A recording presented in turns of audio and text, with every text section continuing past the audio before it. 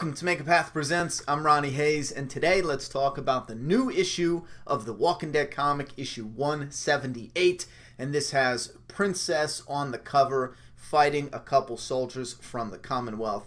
Now, I did not pick up my comic shop. Normally now, since it's 30 minutes away, I'm going every 2 weeks or so, maybe once a month. They come out, each issue this year is coming out with a variant cover done in this type of artwork. I went and picked up 177, and then 176 has Michonne on it. 178, I believe, is the one with either Carl or Andrea. I forget, but if you're picking them up, remember you can get the variants with every issue coming out this year to celebrate 15 years of The Walking Dead comic at your local comic shop. You don't have to go anywhere special for those or online. Anyway, diving right into this, since I don't, again, I'll just announce this quick, since I don't pick up the comic and read it in physical form today, I don't always do that. I'm reading it off Comixology, and they have the guided viewing. I will always hype this up. The single best way to read a comic. I still love holding it in my hands, but with the guided viewing, it gives you one panel at a time. So as you're reading along, your peripheral vision doesn't spoil what's coming up on the next page, like cliffhangers and shit. I am in love with this. I still got to have the physical copy. I'm never going to not get the physical copy, but this guided viewing is awesome. So anyway, diving into this, we have Mercer winning me over personally. The last issue was kind of a cliffhanger with, what is he going to do with Siddiq, since Siddiq overheard him and George, or Georgie, is that his name? George, yeah, overheard him talking about taking over this new community or things not being right. But Mercer won me over because that Lance, I think it's Lance, he's an asshole. And by the end of this, I'm already on Mercer's side. Lance is a complete douchebag. So anyway, he talks him down, a funny little moment where Siddiq is going the wrong way. And we have this scene between Dante and Maggie. This is the moment, though, where I was kind of like a little annoyed with Sophia. I get where she's coming from in the aspect that Maggie didn't talk with her, and then she's still a kid, so she kind of thinks she has this clouded view of loving somebody and how that's limited to just one person, and you can not love somebody, and will Maggie stop loving Sophia, especially since that's not a real mom. So those concerns I liked. Kind of the way it was portrayed with her screaming at her, she's a whore. It was one of those things where it's a little iffy for me, but when you look at it as a whole, I'm fine with that interaction because they joke around with it later. The next thing coming up with Carl and Sophia reminded me about not having Carl in the TV show. That was kind of like, oh man, there's going to be like, I don't know. I'm so annoyed that we're not getting the comic Carl in the new beginning with the slick back hair, the patch over his eye. I mean, we lost Carl having his dumb haircut on a TV show for season after season, and I just couldn't wait to get to this moment, and it's not going to happen. Anyway, it's still a little bummed out about that, but Maggie and Sophia resolve their issues. One of my favorite moments in this issue was the interaction between Michonne and her daughter. Realistic, I feel. Her daughter says, "You abandoned us." And my favorite part, this page with all these little pictures of their faces. And again, in guided viewing, when you're reading it, it goes from her being like, "I don't know if I'll be able to talk to you." Then Michonne's like, "I'll wait." And then she's like, "I might hate you forever, not want you to be here." Michonne's like, "I'll wait," yada, yada, yada. Again, reading it panel by panel, how the flow was at that moment in the comic, that was probably one of my favorite scenes there. And I'm a big fan of Michonne's character. So, and I just screwed up my phone there. Big fan of Michonne's character. And I accidentally just bought the new 1/6 scale, is that? Yeah, 1/6 scale Michonne from the TV show from 3-0. So I'm going to have to review that. Now you might be saying, "Ronnie, how'd you accidentally buy that, you dumbass?" Well, I pre-ordered it like 2 years ago on Big Bad Toy Store, and then I took a break from doing figure reviews on his channel. Money's been tight, and YouTube's been slammed, so I just kind of stepped away, and then I got an email notification that said, "Hey, let us know whenever you want us to ship that. We have it," and we charged you today, and I was like, damn. I didn't take her and Negan off, so ouch. Oh man, it's like $160 too. I was not expecting to spend that. So anyway, we got the Carl and Sophia interaction. I do like hearing Carl say he wants to be happy for Rick. I'm glad it was only one little page here. It is confirmed here that the governor, Milton, Pamela Milton, is going to be going to Alexandria. I thought that was a bit odd and interesting. I figured they would send an army, definitely. You want to make sure this is a good community and it's not just a staged front and this is like actually bad people or run by bad people, and you just have, you know, the good people that came to meet up with you. But her going is kind of odd. It's like, you know, the main leader would go, so I'm curious to see how that plays out, what kind of caravan they're going to take with how pampered they are in this community. I'm really curious if we're going to get a storyline. And after this, and we'll discuss this in a moment, but I think we might get a possible, you know, something bad happens on the road with Pamela Milton / Lance. You never know, going from one place to the next and who leads, you know what I mean? Is it Mercer? I think we might get a storyline like that, but we'll come back to that. So hold that thought. So the leader's like, here you go, you can have all your weapons back. Here's Stephanie, which looks black now. Stephanie's gonna show them around town, and then the governor leaves and her douchebag son comes. He has an eye for Yumiko, and he's like, oh, come here, let me show you privately around town.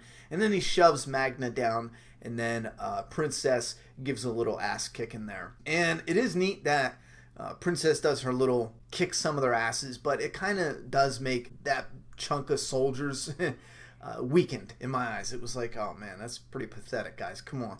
But then Mercer comes and he shuts shit down. Obviously you want to highlight that this guy, he can handle his own, you know, so he's not going to take any shit. However, he does immediately after, with Lance is like, arrest them and all that, and then he slaps Elodie. This whole storyline just annoyed the piss out of me. We don't know where this is going to go, but I might end up liking it for the direction it goes, but I just know I didn't have any fun at all reading this. It was just straight frustrating. I think even me as a person, how I view life is it's a gift. You know what I mean? Nobody should be told whether it's based on your race or based on your class, whether you're either rich or poor. You shouldn't be treated a certain way based on any of those specifics. You know what I mean? And it really annoys me when anyone treats anyone else, myself or anyone else out there, differently based on those types of main categories. I think those are the two biggest main categories. Whether you're a foreigner to the person who is acting this way, or you are, which is common. It's always going to be common until the world's a little more blended. But also with class, that's a big thing. A lot of people with money look down on people without money. It comes with the territory, and I find that frustrating as hell and annoying, because a lot of it just has to do with luck. You know what I mean? If you're born into a family and your parents, they didn't do much with it, or they had a lot more setbacks than other people, they weren't born with a head start, yeah, it's going to be harder for you to get a come up. You shouldn't be treated badly because you didn't win a lottery. You know what I'm saying? So, and one of the most frustrating aspects is having this Mercer guy fully obedient, and potentially it looks like he is expected to arrest them, and maybe the governor's got to come and work it out.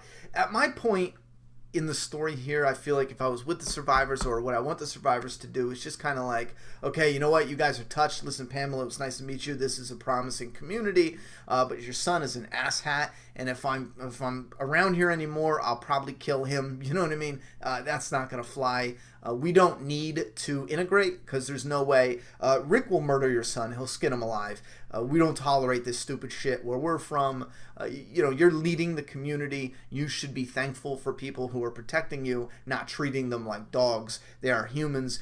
So we're going to part ways. If you ever decide to get your shit straight and then you want to link up, we'll do that. But until you spank your son's ass in front of the entire town and you know, put him in check, we don't want nothing to do with you. And then just leave. So that's where I'm at, where I wish the survivors just leave. You know what I mean? Like, I don't want any of this frustrating storyline with some assholes that think they're better than people just because they are leading, ruling, running this community. Frustrated with that part of the story, but still interested to see where it goes, because obviously coming up in the next issues, we're going to have Rick and this new governor meeting face to face, and I'm real curious to see what the storyline is going to spill into after that point. Like I said before, and coming around back to my idea of some friction happening on the road. Imagine the leader is leaving the Commonwealth to come meet these new people at Alexandria. If she were to die on the road, would Mercer make it seem like it was an attack from an outside enemy? Would they blame Rick and gang? What if this community, now run by Lance, Mercer being him and George, maybe George kills the leader out on the travels, and they make it seem like they might think Rick had something to do with it, or that community had something to do with it. And then when they get back, Lance is in charge, obviously, and he wants to go and fight. But then Mercer and George, they, want to get him out of the way. Maybe they do get him out of the way. Like, where does this story go from that point on? I still got this feeling that if they're bringing the leader out, there might be something popping off there, especially with the friction, the inner friction and conflict with the Commonwealth themselves. But you guys give me your thoughts and theories about this newest issue. Again, it's still set up for the Commonwealth. It's not blowing me away because we've had these internal conflicts with communities before. And now that I think about it, I've always mentioned stuff that we constantly see in the world of The Walking Dead, where there's no reason to double up on, sometimes double or triple on events. And even with dialogue, the first thing I noticed is when Lance came up, he said, "Hey, new people, I like new people." And I'm thinking, that was literally just in the Fear trailer. I liked it in the Fear trailer. I really did. The way the girl said it, she did it with perfection. She's like, I like new people, I don't know. It's just the way she said it, perfect. And we're seeing that again. And I know this is a little thing, but we see this a lot. Like, they got to Alexandria, internal conflict. Now with the remixed original part on a TV show, we have Simon, and I am liking it. There's moments where you get it and it's repetitive, but you still like it. On a TV show, we had internal conflict. We had internal conflict with Aiden. Then we had internal conflict with even Gabriel, in a sense. And then there's so many more different examples. But then now we have this internal conflict with Simon.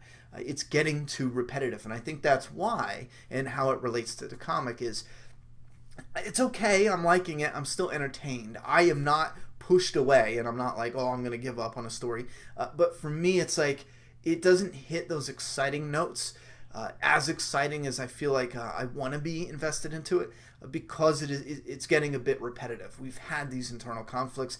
I am kind of over them at this point. When they're a little bit different, or there's a lot of charisma, or a different outcome maybe, I do get excited for those.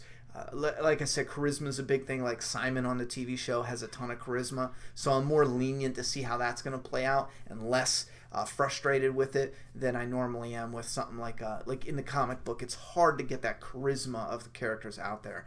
A character really needs to pop in order to have that charisma. Like Negan had a certain charisma, Rick has a certain charisma, and a handful of others do as well. Michonne, felt like in the beginning was lacking. She was a fantastic concept, but was lacking a certain amount of charisma. And then later on, she found her charisma, and I think that's what really pulled me in towards that character. But anyway, thoughts, theories, opinions, and predictions down in that comment box. We got a handful of Fortnite marathon videos coming up on the channel. There are a bunch where I just don't have the face cam. I'm going to ask you guys this: if you're interested in the map gaming, what do you prefer? A mixture of face cam, no face cam, full gameplays, edited gameplays, and then we're going to have some where it's compilation videos, compilation fails, compilation bugs, compilation kill compilations. You guys let me know. I'm interested in making a mixture of different ones. If that's okay with you guys, let's rock out with that. Or if you guys want just the straight best full gameplays and then a couple tip and trick videos, let me know. Put all your thoughts down there. I'm done talking. It's your turn.